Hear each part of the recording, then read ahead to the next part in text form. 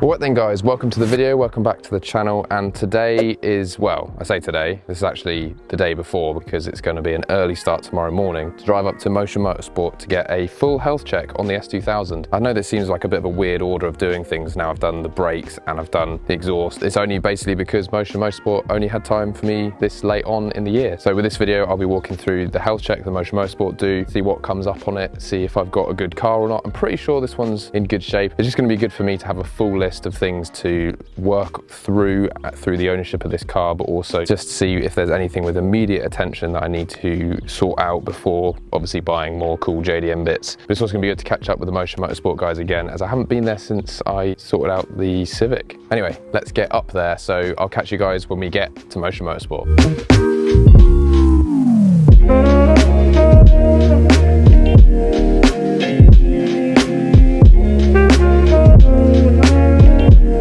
Guys, we've made it. Hopefully you can hear me. There's a lorry just running here that's got a trailer on a trailer. As you can see, we're at Motion Motorsport now. S2000 made it without any faults, which is a good sign for today. Hopefully nothing's going to go too wrong. But I thought, whilst this tyre van is in the way, I thought I'd walk around the car park and sort of show you what's here, because there's some pretty cool stuff just parked up. So let's have a little look around. So I thought I would start right at the edge. We've got this EP3, pretty gutted at the moment, a few scratches and dings. Looks like that needs a lot of love right now. Got an R32 here, this Golf R, Jake's van, Cosmic Grey EP3 looks fully set up and ready to attack something. This thing looks absolutely insane. The stance on the back. That is a proper track setup stance, that, isn't it? Look at this. Yeah, that is sick. Got some Cobra buckets in it that are like a full halo. Very nice. Got an MR2, a Civic trophy car that looks like it's had a bit of a smash on the rear end. This has definitely had a bit of a smash. Then we've got the Subaru, we've got a bike, and we have Dave. Good, mate. Hello, hello. How's it going? Not bad, how are you? Mine is finally made it. So just had a chat with Dave and walked him through everything that's going on with this car and that's happened so far. So plan is grabbing a seat cover now. It's going to go up on the lift and we're going to do a health check. I do seem to have a warning light for the handbrake, which Dave said is probably a fluid level thing. Anyway, we'll get that checked out. Potentially looking at the clicking sound I've got, which he said is probably brake pads. I will make it over to these cars eventually because obviously look at the wing on this thing, pretty nuts. Okay, so Dave's pulling the car in now, so here we go, I guess. It's also a rare opportunity for me to see the car rolling without me driving it, and I guess to hear it from the outside.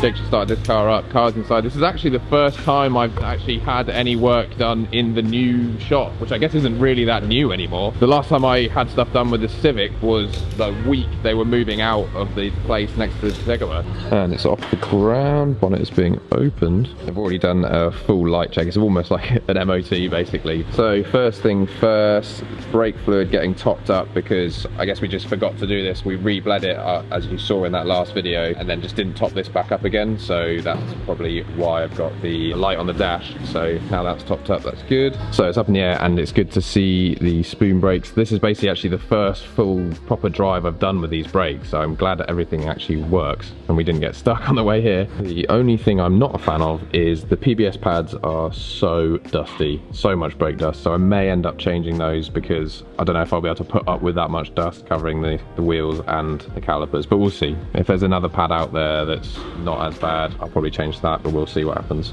So currently Dave is changing the angle of the brake hose that we installed the other day just because it's got a little bit of a kink.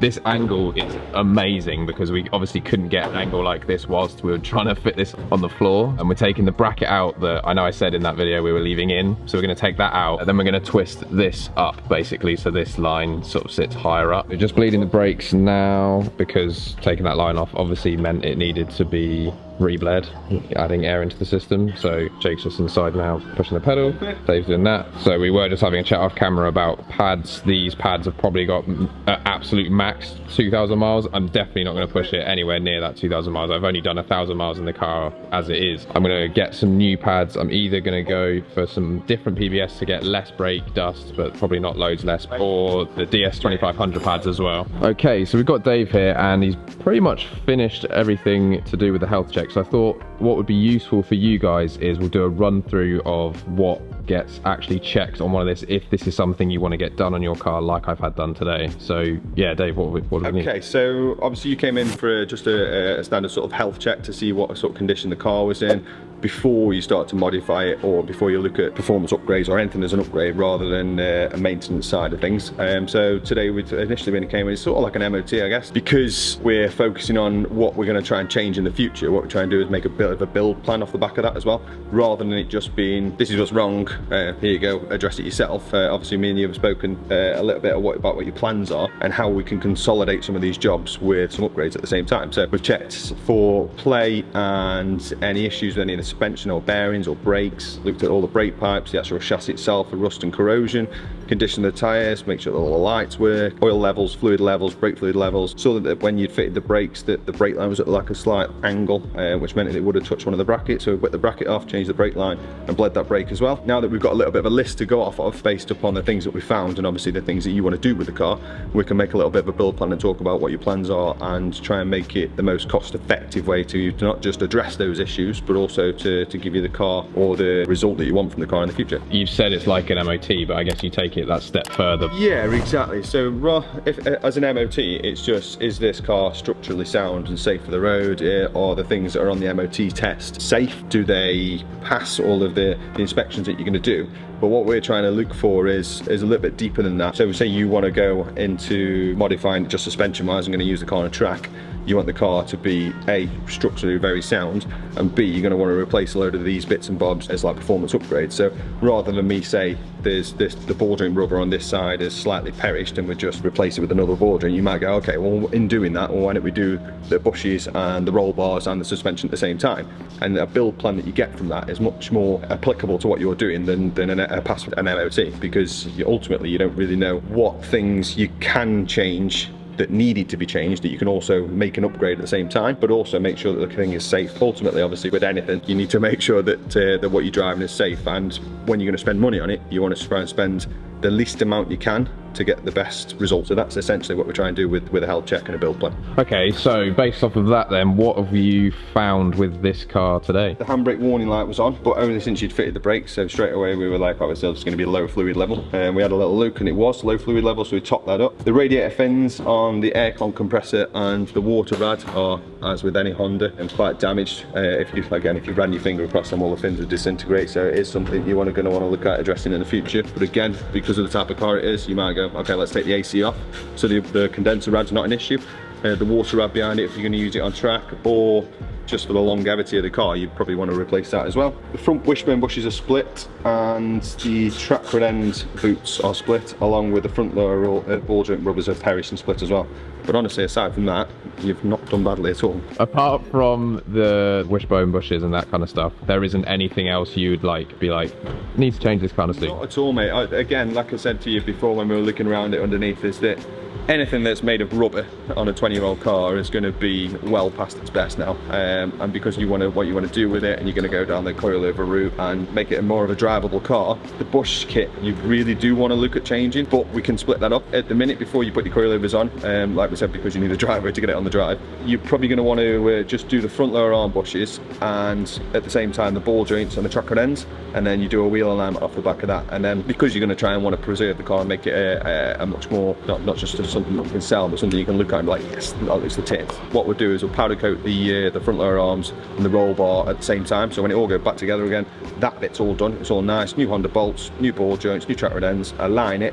Then when you do think about going down the full bush kit route or the coilover route later on in time, you can do the rear and maybe the top ons when the suspension's off. But at the minute, you can address the issues that you've got with the car and make it look a bit nicer, and already ticked one of the boxes of the things that you're planning on doing. So for me, today was about basically finding out this information. I didn't want to just start buying bits for this thing, bodywork or whatever, if there was stuff I needed to address ASAP, but it looks like I do seem to have got a good car here. That was basically the whole point of today. I wasn't actually expecting to get any work done. Like, the car itself is in really good shape apparently now. now, which is great to know. And like from here on, it means I know I don't have to concentrate on, maybe I needed to replace all of the rear suspension arms or something. Like before today, I didn't know that. So now that I know that, and through what Dave's and what we have been talking about, I've now got more of an idea of what I can do moving forward with the car, basically. Yeah, it just gives you a better pathway to where you end up with it, rather than spending money on things that are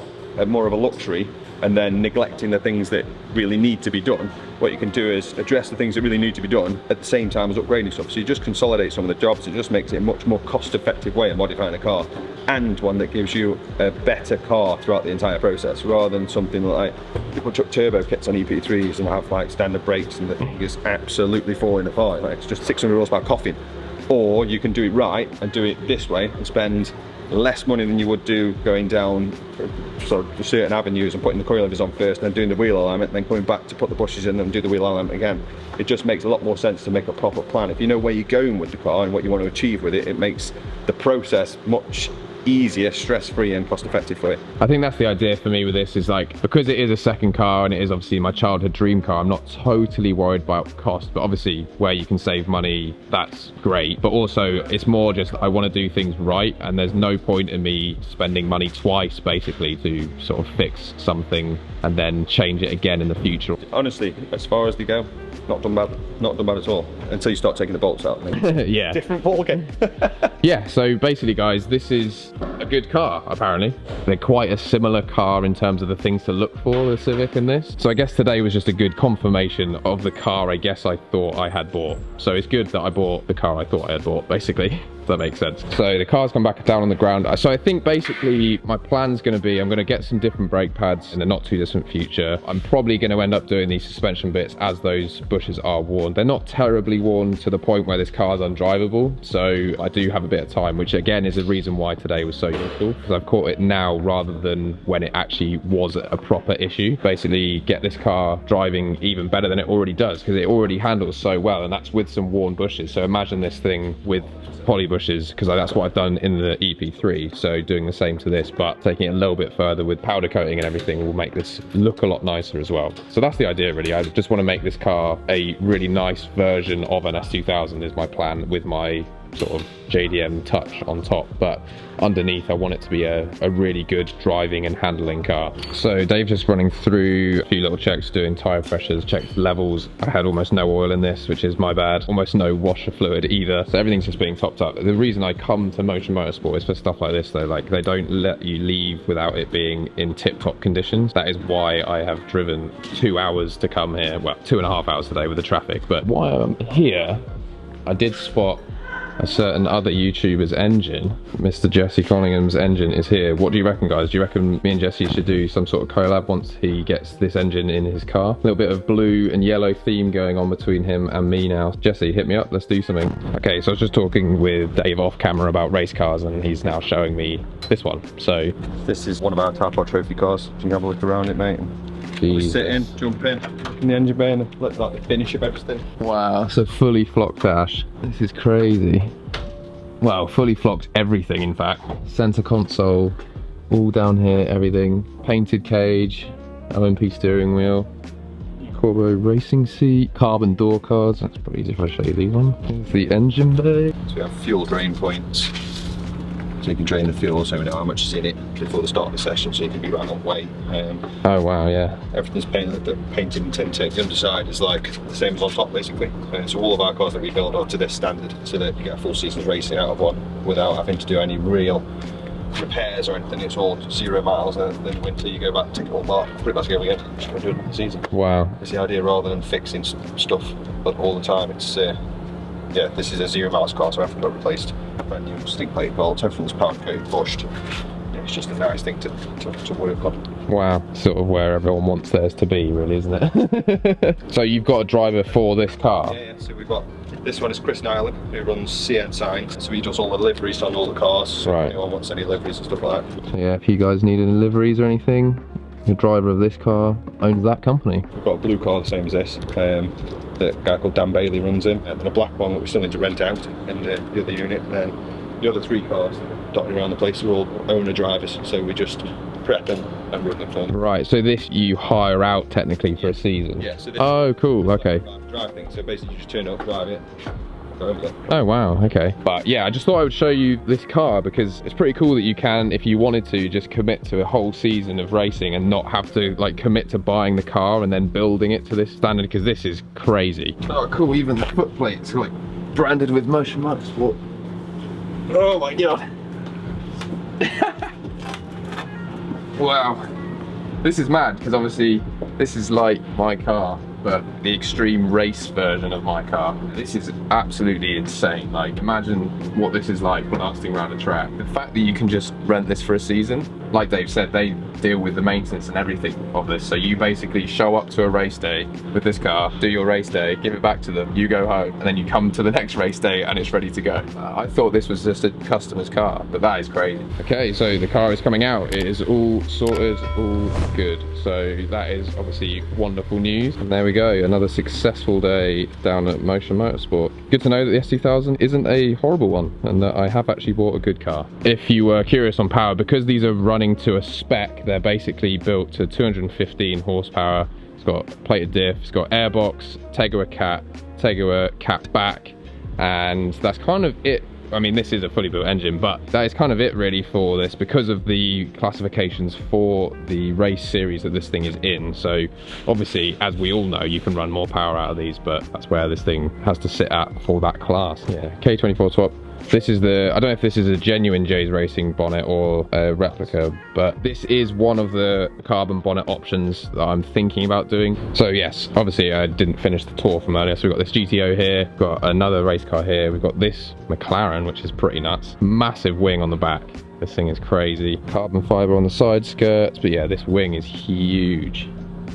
Monstrous, and this carbon rear diffuser looks so good. Yeah, following this thing must be nuts. It's interesting actually because it almost looks standard from the front, but this is definitely not a standard car. Pretty sure this is a JM Imports. Oh, it says it here, JM 1000R. So is this running 1000 brake? This must be crazy to drive. And then we got some other just normal cars in here as well. So that is sort of the entire tour of the Motion Motorsport situation as we speak. So then guys, that is it actually. This is completely done. I've paid for everything now as well. So I thought I would actually mention just how much this cost. I just paid £86.40 for everything to get done just then. So that's like the full health check plus consumables and whatever little bits that you need to do a job like this. And to me, that is fully worth it because the information I've gained from spending that money is invaluable really. I had no idea about those suspension bushes, so that alone was worth it. But it's just good to get this health check done over the car so I can sort of come up with a build plan of what's going to happen moving forward is sort of the idea with it. So if you're interested in getting your car booked in, it isn't that expensive to get your car looked over, so I would fully recommend it. Let's say your EP3's got a load of rust underneath, bring it in for a health check, pay this basically 90 quid, and you'll be able to find out exactly what needs doing to the car. It doesn't have to just be Civics or whatever, it can be any car. So once again, massive shout out to Motion Motorsport, Dave and the team down here. It's been basically exactly what I was expecting today. Loads of really useful information, and as you saw, the car gets fully checked over, which is one of the main reasons why I drive all the way down to Motion Motorsport. So huge shout out to them. I'll leave all their links down below if you want to get your car booked in,